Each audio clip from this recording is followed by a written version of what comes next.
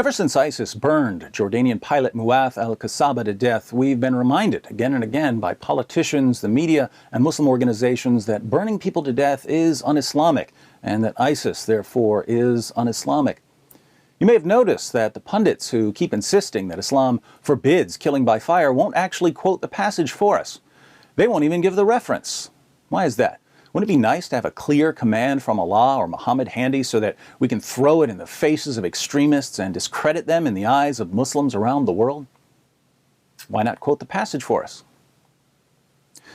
The reason Islam's Western defenders won't show us where Islam condemns putting people to death by fire is that the passage in question contains Muhammad's standing orders to execute apostates, and it specifically says that apostates were burned to death by none other than Ali ibn Abi Talib, Muhammad's cousin and son-in-law, and the fourth rightly guided caliph of Islam.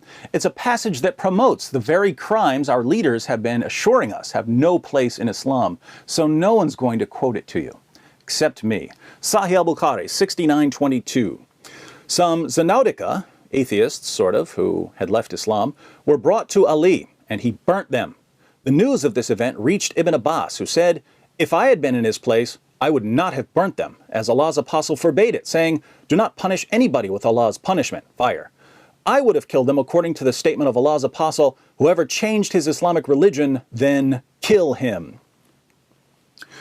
What does Ibn Abbas mean when he says that he would have killed them according to the statement of Muhammad, "Whoever changed his Islamic religion, kill him"? He's referring to beheading, as we read in Malik's Muwatta. The Messenger of Allah said, "If someone changes his religion, then strike off his head." So the passage that tells Muslims not to kill apostates by burning them to death commands Muslims to kill apostates by chopping their heads off. Since it would be counterproductive to condemn ISIS by quoting a hadith that promotes the beheadings everyone's been using to condemn ISIS, the media do what they do best and give us a partial truth, the tiny part they want us to hear and not the part that proves what despicable liars they are. But the burning of apostates by Ali raises an obvious question. If Muhammad's followers knew that he said, "Do not punish anybody with Allah's punishment," why was the fourth rightly guided caliph, Muhammad's own son-in-law, the man who certainly wasn't ignorant of Muhammad's commands, burning apostates? One of the reasons is that Muslims are also commanded to follow Muhammad's example, and Muhammad was all too happy to punish people with fire. For instance, Muhammad had his followers torture a man named Kanana by lighting a fire on his chest. The apostle gave orders to Az-Zubair ibn al-Awwam, "Torture him until you extract what he has."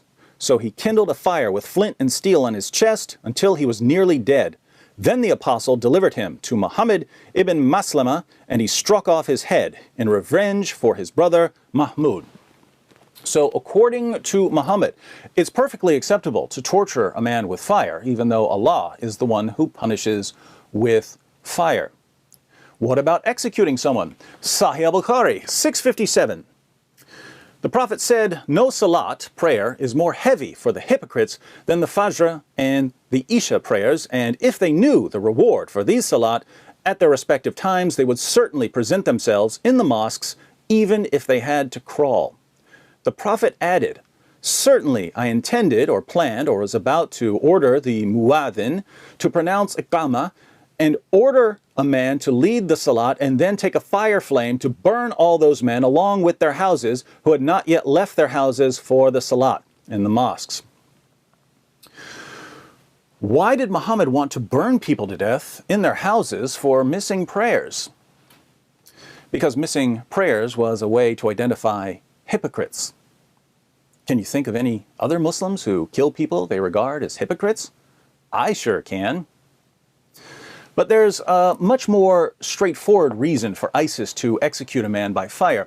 The leaders of the Islamic State have modeled their approach after the apostate wars of Abu Bakr, Muhammad's father-in-law and closest companion, and the first of the rightly guided caliphs.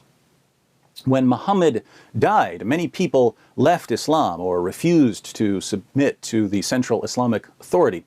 Abu Bakr sent them a letter and an army.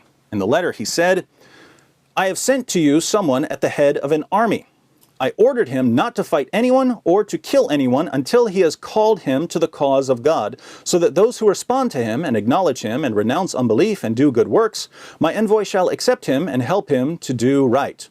But I have ordered him to fight those who deny him for that reason. So he will not spare any one of them he can gain mastery over, but may burn them with fire, slaughter them by any means, and take women and children captive, nor shall he accept from anyone anything except Islam.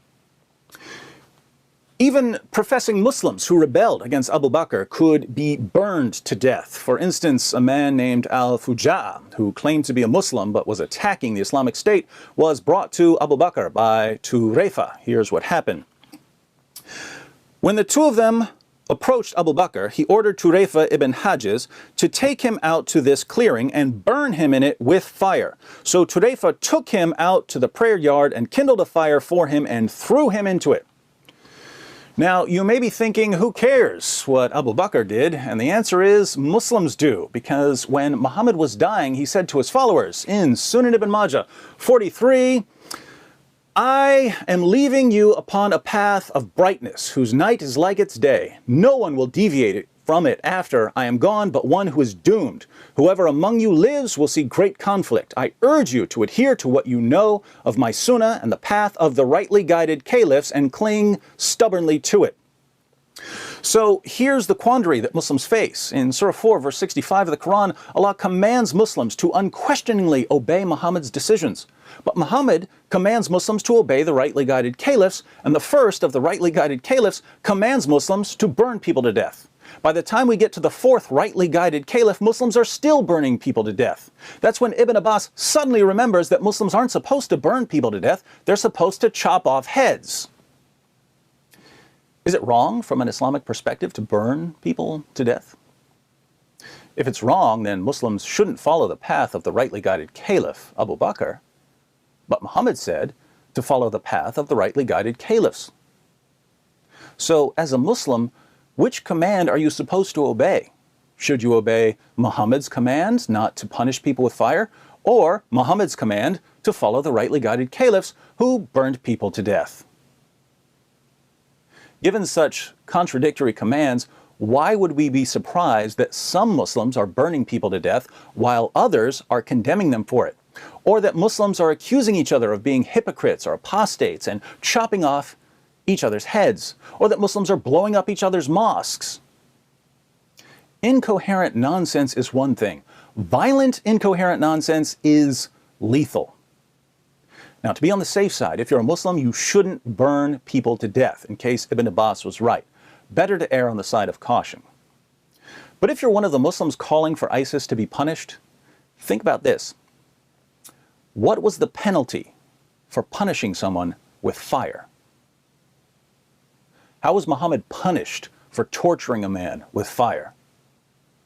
What happened to Abu Bakr when he had Muslims burn people to death? What sort of judgment did Ali face for burning apostates? The only punishment for any of them was that Ibn Abbas said, well, I wouldn't have done it that way. I would have chopped off some heads. So the message of Islam is, don't burn people to death. But if you do,